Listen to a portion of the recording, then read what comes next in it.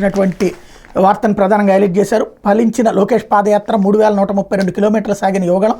Party శ్రేణుల ఉత్సాహం 226 రోజులు 3132 కిలోమీటర్ల దూరం. ఆంక్షలు అడ్డంకులు అధిగమించి టీడీపీ నేత నారా లోకేష్ చేసిన పాదయాత్ర ఫలించింది.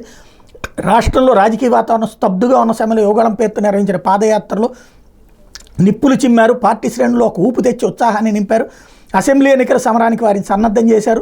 రాష్ట్ర రాజకీయాల్లో విస్మరించలేని రాజకీయ శక్తిగా ఆయన నిలదొక్కున్నారు. అధికార పార్టీ పెట్టిన ఒత్తిడిని తట్టుకోవడం, అవసరమైనప్పుడు ముందుకు దూకడం, పదునైన విమర్శలతో ప్రత్యర్థులపై దాడి చేయడం, కింది స్థాయి నేతలు కార్యకర్తలతో కలిసిపోవడం వంటివి పాదయాత్ర తర్వాత లోకేష్ పట్ల పార్టీ శ్రేణులు ఆకర్షణ పెంచాయి. ఇవన్నీ అసెంబ్లీ ఎన్నికల పోరాటంలో పార్టీకి టానిక్గా పనిచేశాయి.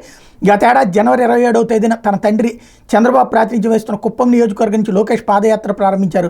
యాత్ర 11 ఉమ్మడి జిల్లాలో 97 అసెంబ్లీ నియోజకవర్గాల మీదుగా సాగింది.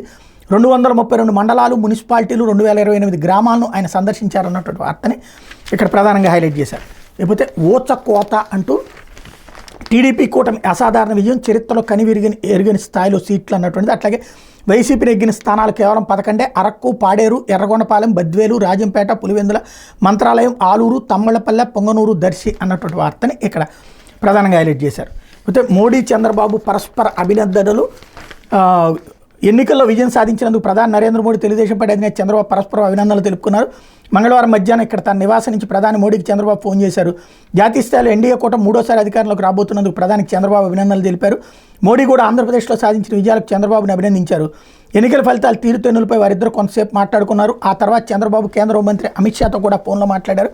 కేంద్రంలో ఎన్డీఏ కూటమి ప్రభుత్వం ఏర్పాటుపై చర్చించే నిమిత్తం బుధవారం ఢిల్లీ రావాలని చంద్రబాబుని అమిత్ షా ఆహ్వానించినట్టు సమాచారం. బీజేపీ రాష్ట్ర వ్యవహారాల ఇన్ఛార్జ్ సిద్ధారామన్ సింగ్ చంద్రబాబు నాయుడు నివాసంలో మర్యాదపూర్వకంగా కలిసి అభినందనలు తెలిపారన్నటువంటి వార్తని హైలైట్ చేశారు. ఇది